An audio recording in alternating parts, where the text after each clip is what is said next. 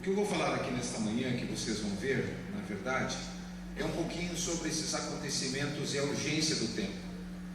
Por que urgência do tempo? Porque nós estamos diante de grandes acontecimentos. O texto diz de preparação para a crise final 160: as horas finais da terra estão se aproximando. De que maneira? Rapidamente. Nós já estamos sentindo isso. Vocês já estão sentindo. E daqui para frente, na medida que nós adentrarmos o ano de 2013, grandes eventos estão para explodir no mundo. Não é para acontecer não, para explodir. Ou seja, algo que sai fora do controle dos governantes. Então, Deus está dizendo para nós ali, ó, é bem tarde.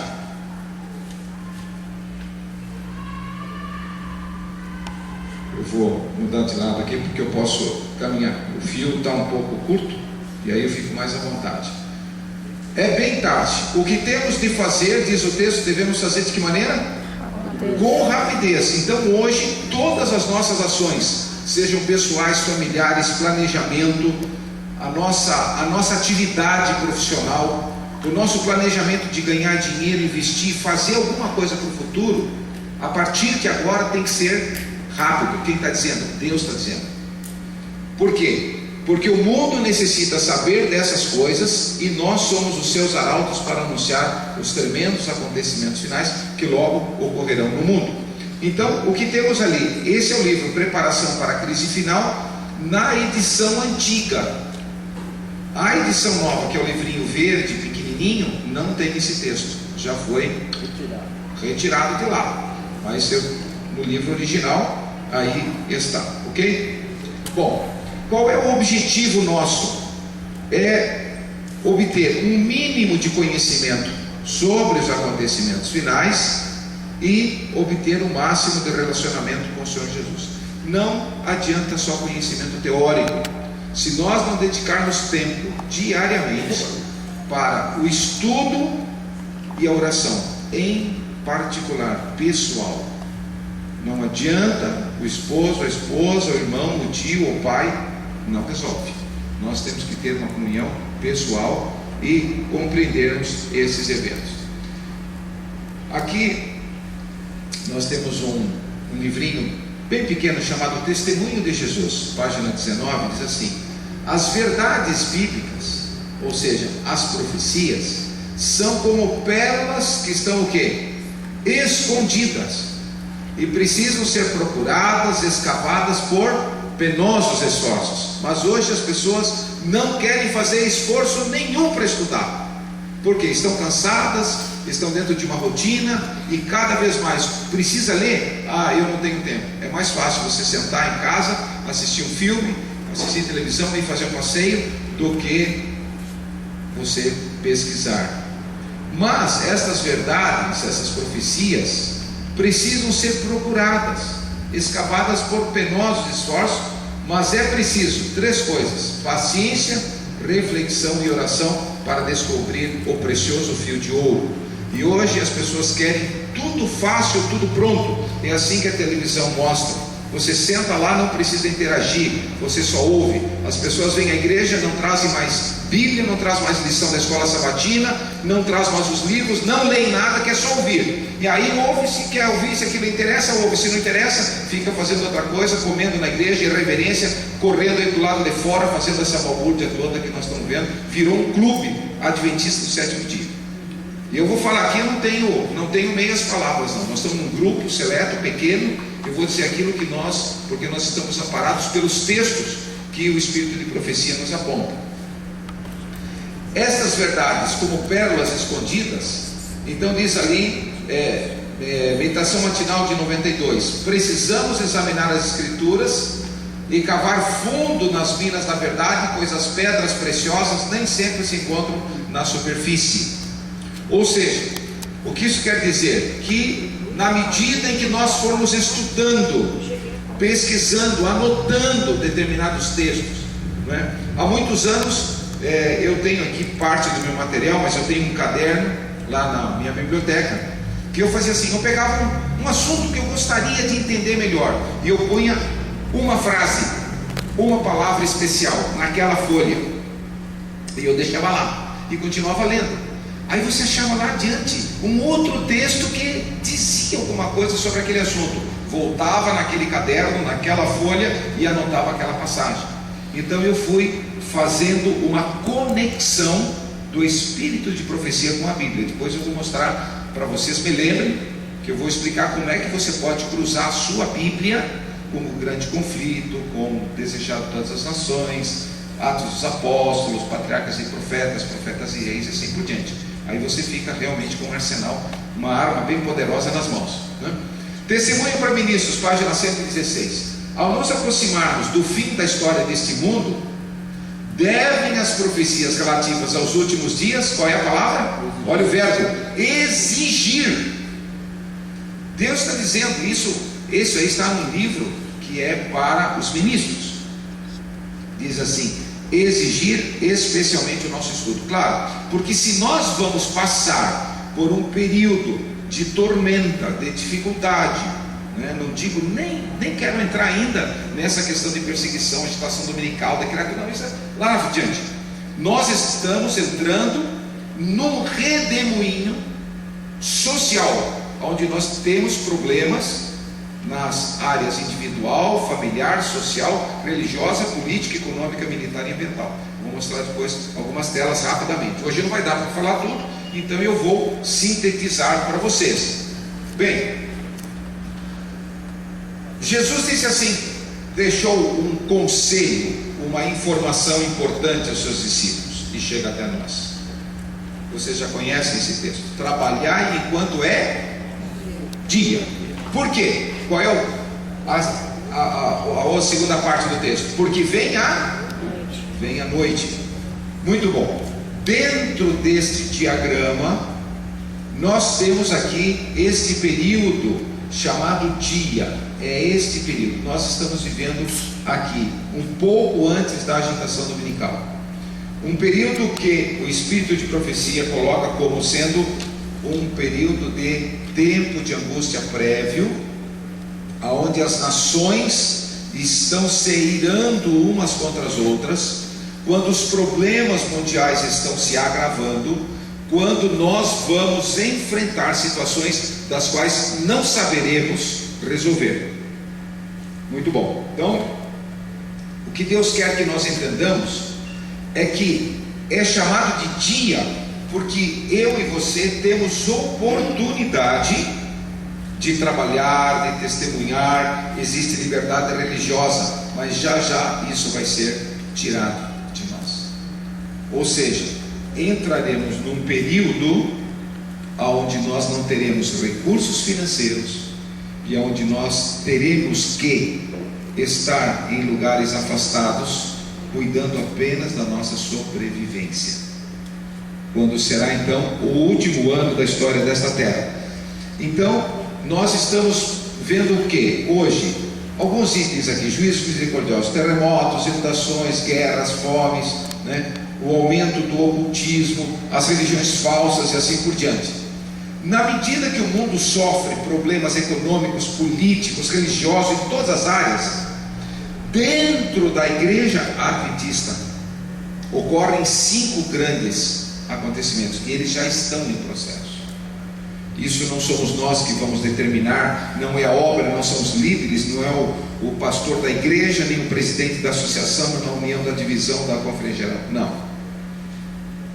As circunstâncias trazem a necessidade de algo chamado, o primeiro aqui, movimento de reforma dentro da igreja. Muito se fala em chuva serôdia, pregação, alto clamor, mas nada vai substituir o nosso preparo. E ninguém se prepara para uma corrida se não se exercita, se não coloca o seu tênis, se não vai lá para um campo de esportes. Ninguém se prepara para uma competição se ele não cuida da sua alimentação. Ninguém se prepara para competir por um prêmio se ele não dorme suficientemente e assim por diante. Nós estamos numa jornada e nós estamos lutando contra um inimigo que nós não vemos. O Espírito de Profecia diz que se nós tivéssemos oportunidade de ver os anjos bons e maus se degladiando, em outras palavras, lutando pela posse da nossa mente, a nossa atitude mudaria completamente, a nossa forma de ser, porque estaríamos vendo. Como a gente não vê, isso é uma coisa que me ensinaram quando era criança. Não, isso é muito real, e nós vamos ver como é real, é muito mais real do que nós imaginamos. Então esse movimento de reforma dentro da igreja vai preparar aqueles que participarem deste exercício, desta reforma, para receber chuva serôdia. E com o poder especial do Espírito Santo, vamos trabalhar, e isso já está acontecendo, não é nada no futuro. Vamos pregar o sábado mais amplamente no alto clamor, e os dois últimos pontos importantes, selamento e depois sacudidura. Muito bem. O que vai ocorrer logo, no futuro breve, quando o fim da graça vier, ou seja, o Espírito Santo vai ser retirado da terra, e aí nós entraremos naquele período, no último ano, até a volta de Jesus. Testemunhos para a igreja, volume 5. É vontade de Deus que todos os fundamentos e posições da verdade sejam apurados e perseverantemente investigados. De que maneira? Oração e jejum.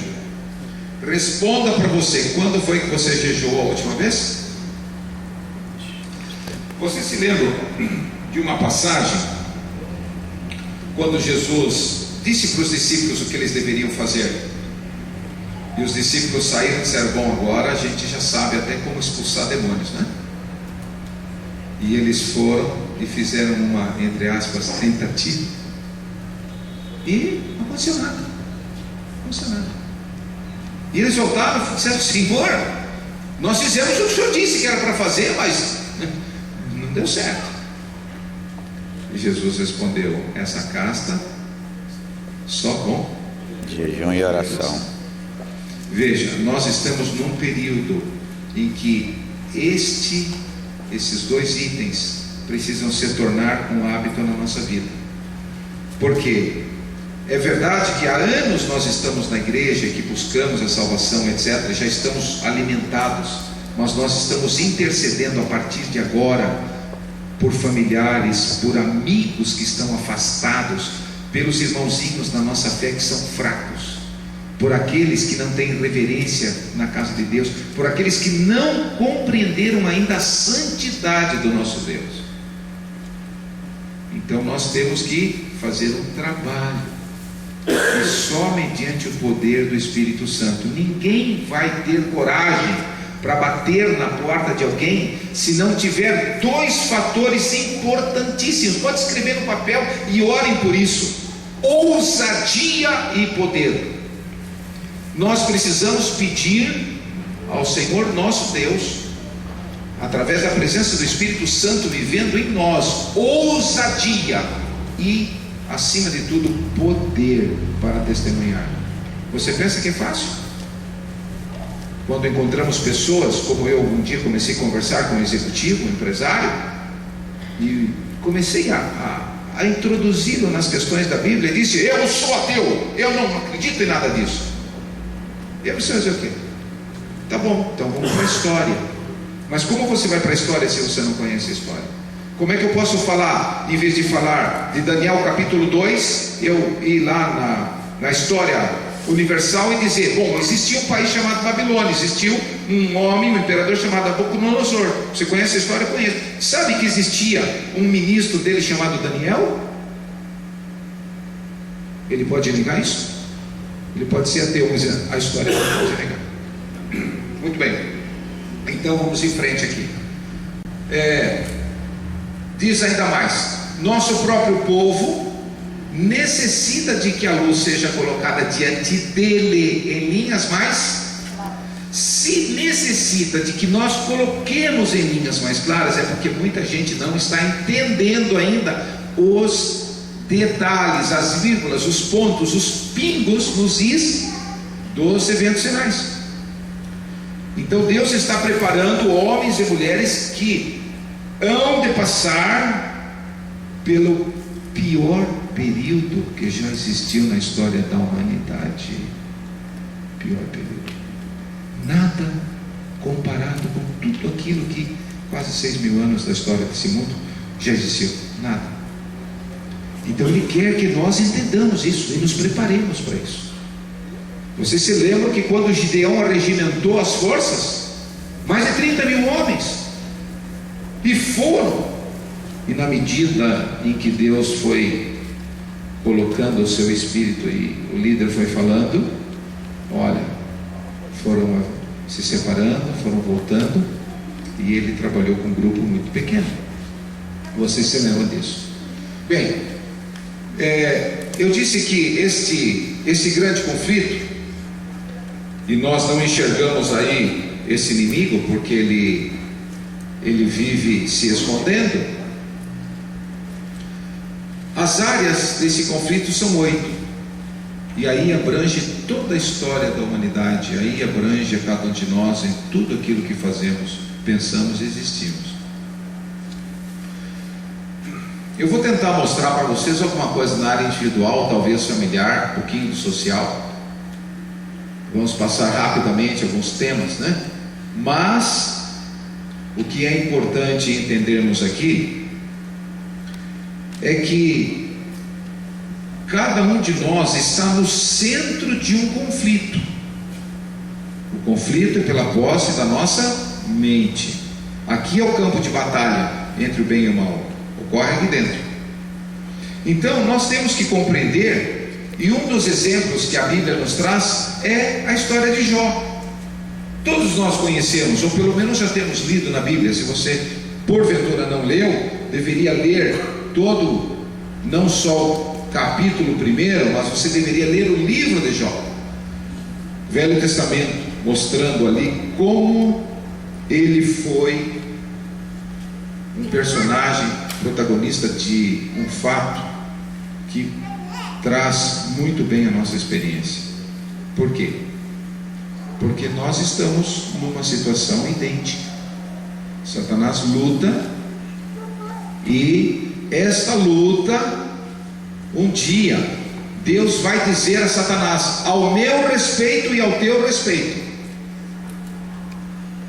eis que tudo que ele tem está no teu poder, somente contra ele não estendas a mão. Nós seremos provados, diz o livro Grande Conflito, como se não houvesse nenhuma outra pessoa neste mundo.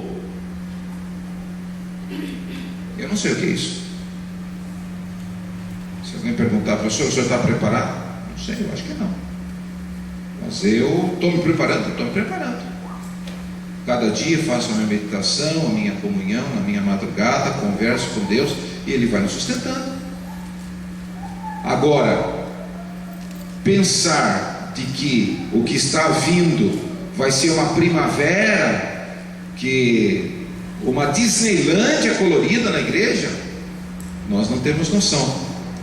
Por isso que é importante nós entendermos que numa questão de tão grande importância como a experiência do povo de Deus nos dias à frente, cada pessoa terá de permanecer em pé, de que maneira? Por si mesma, como se não houvesse outra pessoa no mundo.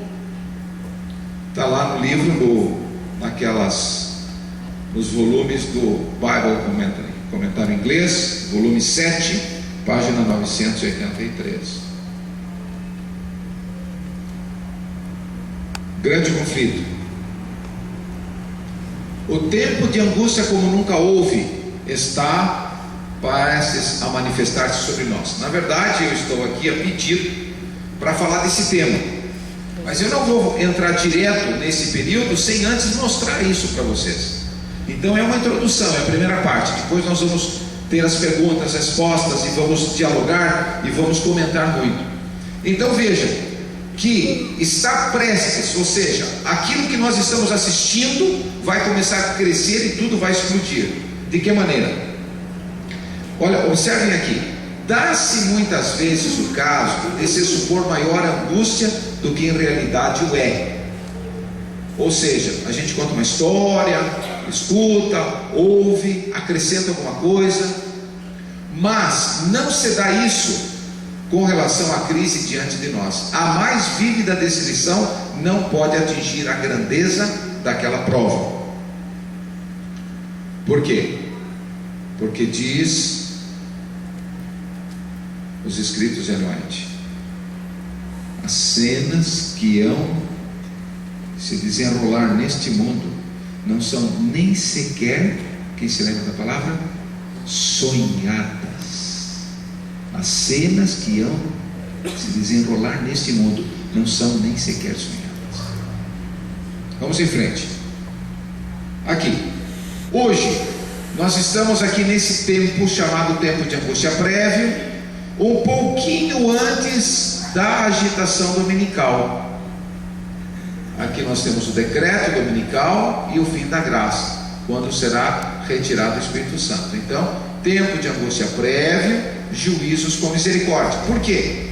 Vamos lá. O que nós assistimos agora? O furacão, como era o nome dela? Sandy. Furacão Sandy. Foi lá na Nova Jersey, Miami, Washington. Vocês viram as cenas na televisão? Vocês guardaram o número de quantos morreram ali? Mais de 100. O número que eu tinha perto era 60 pessoas, até quando eu vi pela CBN a última vez. Pode ter sido aí, em torno de uns 80, quem sabe? Quanto? 92 pessoas. 92 agora, tá. Sim, porque na medida que eles vão fazendo o rescaldo e examinando as casas e tudo mais. Vocês acham que esse juízo que veio, esse acontecimento, foi com misericórdia ou foi sem misericórdia? Misericórdia. Mas foi Deus que fez? Aí que sabe, mas foi com uma permissão de Deus permitiu, né? Agora, esses acontecimentos são de crescer em tal magnitude que cidades inteiras serão o quê? Destruídas. Gente, não é brincadeira. Cidades inteiras serão completamente destruídas. Mas Deus não ama as pessoas? Ama.